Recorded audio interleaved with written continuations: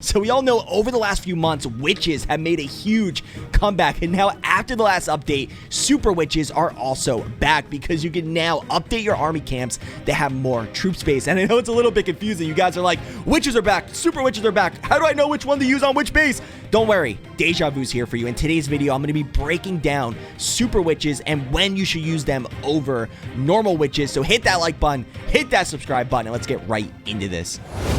So both of these attack strategies, normal witches and super witches, are really strong, and they're both working in this current meta. And I actually just did a video where I broke down normal witches, and I actually recommend you watch that video first, because in today's video, we're going to be breaking down super witches, and I'm going to be telling you when you should use super witches over normal witches. Now, there's a few things you want to keep in mind. I'm going to be honest, most of the time, it's just going to be personal preference of which army you like better, but there are a few things you can look at when deciding. So the first thing is going to be the Inferno Towers. We all know you have single Infernos and you have multi-Infernos. So when you have a base with all single Infernos, you're usually going to want to go with all witches, because obviously normal witches spawn those skeletons, and those skeletons can just overwhelm those single Infernos. Now, when you have multi-Infernos, super witches are going to be better because they spawn those big boys, and you don't have to worry about the single Inferno roasting that big boy. So that's going to be the first thing you look at. And obviously, it depends how many you have. You can have, like you see this base right here, it has one multi-Inferno.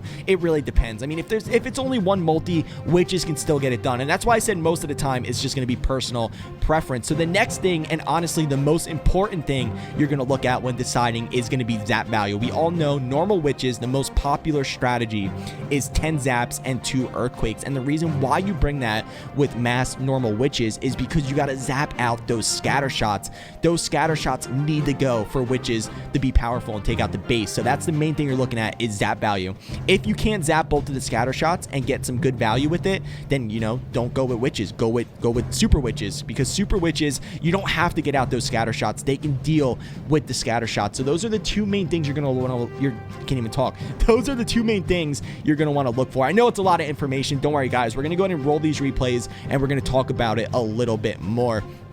So first, let's go ahead and take a look at the army he has trained up for super witches. He has 2 archers, 6 wall breakers, 2 loons, 5 wizards, 4 healers, 5 super witches, and then he has 5 zap, 2 rage, 1 freeze, 1 earthquake, and 1 jump spell. And then that's the thing, since you're not going with the 10 zaps and 2 earthquakes, you have room for more spells. So you have that jump spell. So with super witches, you usually want to push them into the base. With normal witches, most of the time you want them to walk around the base and just take out those defenses. Let's go ahead and play this one, and we're going to break it down a little bit further. And look at this base right here. You could already see why he decided to go with super witches, because the scatter shots are over here. You're not going to get much value. Maybe you'll get a scatter and an expo if you go with 10 zaps. I mean, is that really worth it? No. So go with super witches. And not only that, he has 1 multi-inferno, which could have been a little bit annoying. So let's go ahead and play it. He does have 5 zaps though, so let's see what he zaps. I'm pretty sure he zaps out the single inferno, because remember, those single infernos can be kind of annoying for your super witches. They can roast those big boys really, really fast. So you want to get that single inferno down. And then the nice thing about going with super witches is you have healers. Remember, when you go with all witches, you usually don't have healers. So when you have healers, you can do a warden walk, and that'll be able to funnel out the super witches, because super witches, you gotta have a funnel because you have less of them. Normal witches, they can create their own funnel. You see people spamming them across the base, and they make their own funnel and they collapse in. Super witches, you don't have as many, so you gotta make sure the funnel's set. Funnel is really, really important on this attack strategy. I would say funnel and spell placement. If that funnel's not set and your witches end up going outside the base, then the attack is over before it even begins, because you don't have a lot of them to work with. So I cannot say this enough. Make sure your funnel is set. Spend as much troops as you have to. And then he's going to be going with a siege barracks on the bottom side. And with super witches, it just depends. You don't always have to use a siege barracks. You can also go with a wall wrecker. It really, really depends on the base. This is where you got to have a little bit of base identification. Even though this strategy is spam, it's really, really easy to use, and it's really strong. And guys, the reason why super witches are even making a comeback is because of the last update. You can now have more troop space in your army camps. So when super witches first came out, we saw a lot of people using them, and they were really powerful. But the reason why they didn't catch on is because they were really, really slow, and we were seeing a lot of time fail. So now with the extra troop space, you can now have cleanup troops and clean up the rest of the base, which is really, really nice, and you don't got to worry about those time fails. So let's go ahead and finish this one up. He has hog riders coming out of the siege barracks with the royal champion, still has the RC ability. And guys, this base, look at this, it is just absolutely crushed, and he still has a wizard left. So let's see if he's going to be able to get the rest done here. He still has like what, like 4 super witches, still has the queen up. Is he going to swag the RC ability? He might be able to swag the RC ability here. He does find some Teslas, just pops the ability right there, and then the wizards are going to be able to deal with the rest of this. And we have a ton of more replays. Hopefully I can explain it a little bit more. Comment down below, let me know. I don't want to be throwing too much information at you at once, but it's actually really simple. But I know a lot of people have trouble when deciding, you know, which army to use. Same with hybrid. People never know, when should you go with hybrid, when should you go with all hog riders. All right, so there you go. Let's go ahead and get into the next one. So the next replay is coming over in Clash United, a really OP mixed breakdown clan. That's right, I'm going to try to start doing more lower town hall stuff, 11 and 12, so make sure you guys keep an eye out for that. And this base right here is another perfect example of when you should use super witches over normal witches. And the reason I say that is because look at the scatter shots. Remember, when deciding what to use, you want to go with normal witches when you can zap out both of the scatter shots and get some value. On this base, if you zap out these scatter shots, you're really not going to get that much value with it, so it's not worth it. And also, we have a multi-inferno in the core of the base, so that means super witches are going to be a better option, because if we go with normal witches and we don't get rid of these scatter shots, they are just going to destroy them. Super witches can deal with them a little bit better, so let's go ahead and play this, and let's see how he gets it done. Also, he's going to be starting with the Warden Walk. Remember, funnel, funnel, funnel. I cannot say that enough. That is really important, and I hope you guys start to see a pattern on what I'm talking about.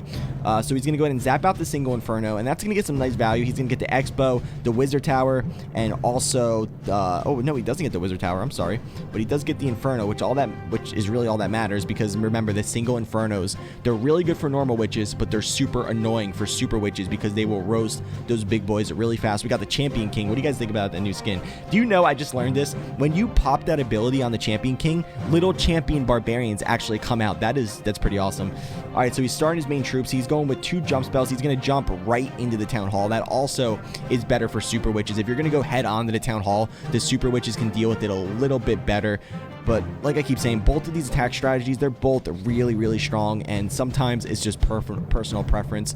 I don't know, but super witches, now with this extra troop space and having that cleanup, it's like super witches, they're just they're just too powerful. Definitely, guys, comment down below and let me know if you've been using this army and if you've been getting triples with it. And also, let me know what other armies you want to see me break down. I know, like, pretty much we broke down, like, every single army so far, but I'm sure there's some other ones out there. Let me know what you guys are using, and we'll break down as many as we can. And let me know if this is also helping you. All right, so we have the siege barracks coming. We have hog riders coming out of the siege barracks. So you have hog riders in those siege barracks. Those hog riders come out, and then you put the royal champion behind the hog riders, because the hog riders will tank for the RC. So basically, the hog riders and the RC are responsible for taking out the whole right side of the base. The super witches are responsible for the right side of the base, and then perfect harmony. Going to be a triple. I mean, look at these scatter shots. The super witches, it's not even a problem for them. But if they were normal witches, that splash damage would just destroy those skeletons. But you don't got to worry about that here. And he still has look at these big boys. I wonder why. I just thought of this random thought, though. I don't know why did Supercell decide to call them the big boys? I don't know, kind of a weird name. The big boys. I'm trying to think, what would be a better name? Super Skeleton? I don't know, let me know. All right, so we still have how many super witches? Wow, he still has a lot of super witches up. He still has 1, 2, 3, still has 4 super witches up. The whole core of the base is gone. I mean, it's just gone, and he still has so many troops left up. He still has a super witch over here, OP healer, healing up that super witch, and then all he has to deal with is the edge of this. And see, if this was before the update where you have less troops, this might have been a time fail. And that's the thing, you don't have to worry about time fails anymore. We all know time fails are a big problem at Town Hall 13. You don't want to have this beautiful attack just to fail on time. Let's go ahead and speed this one up a little bit faster. We're gonna finish this out. Look at that, he still has, I can't believe how many super witches. He didn't even lose 1 super witch. All right, guys, let's go and get into the next one. All right, so this last replay is literally a perfect example of where you should go with super witches over normal witches. First, you don't have any zap value on the scatter shots, and you got a multi-inferno in the core of the base, and that multi-inferno is not going to be an issue at all for the super witches, starting with the Warden Walk around 10 o'clock. And remember, I'm going to say it again, funnel, funnel, funnel. I hope you're starting to see a pattern here.